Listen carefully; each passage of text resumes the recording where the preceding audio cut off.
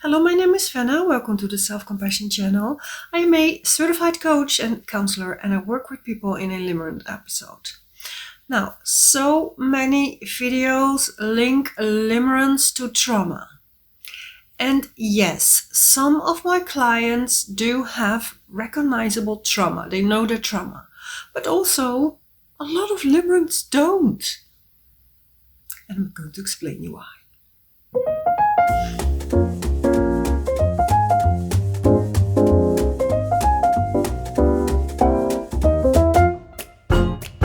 Now, this is a hot topic because there seems to be two camps.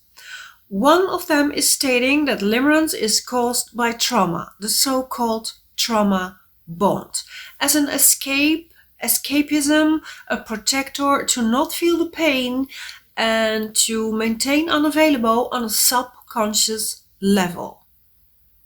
The limerence protects or hides or shields or projects something as a maladaptive / not preferred coping. And with the word coping, I mean the way we deal with things.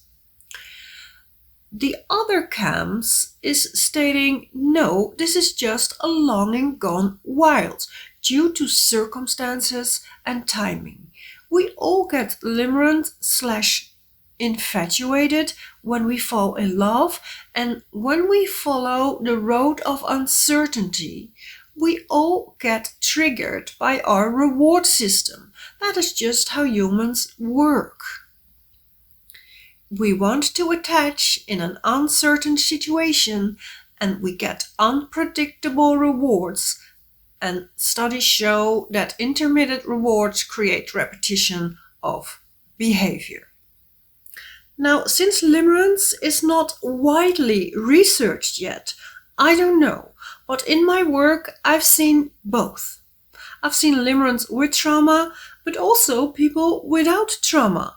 And what I mean with trauma is that something that affects your life also outside the limerent episode.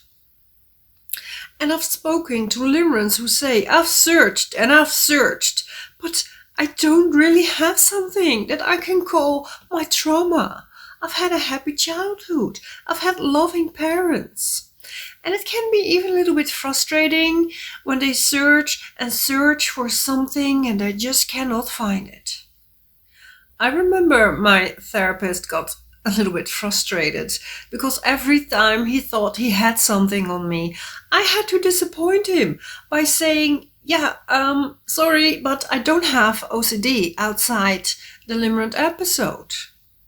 No, I don't have codependency outside the limerent episode. And no, I'm not a love addict. We limerents just don't fit the regular DSM-5 psychiatric book of diagnosis. Now, for me, I've had a very happy childhood. I have no remembrance of a trauma.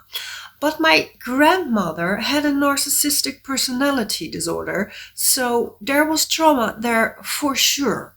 And unhealed grief and trauma is inherited in our DNA or RNA. That's a version of DNA. We not only inherit the hardware of our ancestors, like skin color, hair color, eye color, we also inherit the software, experiences, lost happiness, grief. So I believe that my grandmother had something to do with me being a serial limerent, but I don't know really what. But timing and circumstances really spiced up my last episode for sure. But again, I can talk to 10 therapists and search for my trauma, and I will still not find a trauma from my youth. I just don't have PTSD. So what I've seen in my work, again, you can have sometimes there's a direct correlation between the limerence and the trauma, but sometimes there's not. And Dr. L, the person that I know of who did scientific research on the subject limerence, states that you are born as a potential limerent or not, like a temperament, like you are an introvert or an extrovert.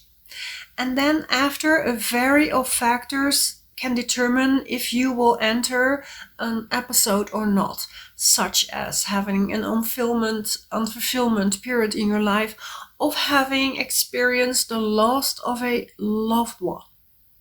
And I mean having experienced the loss of a loved one a few years prior to your limerent episode. So if you're trying to squeeze some sort of trauma out of yourself and you start to look at your parents suspiciously, maybe it helps to know that not all limerents can recall an active trauma. And maybe you can focus a little bit more on the here and the now instead of talking and digging and searching and getting frustrated and talking and digging till the sun comes down. You can take action in the here and now. Hey, I have this problem. I have some skills to learn. Hey, I got in a limerent episode. I don't want it anymore. I have to take some action. I have to learn some skills. I have to learn some skills to make sure that this will not happen anytime soon. I'm going to choose more wisely who I date. I have a plan and a list, what I want in life and what I want from a partner and a potential relationship. And also I learned to leave unhealthy situations a whole lot sooner than, let's say, 8 years.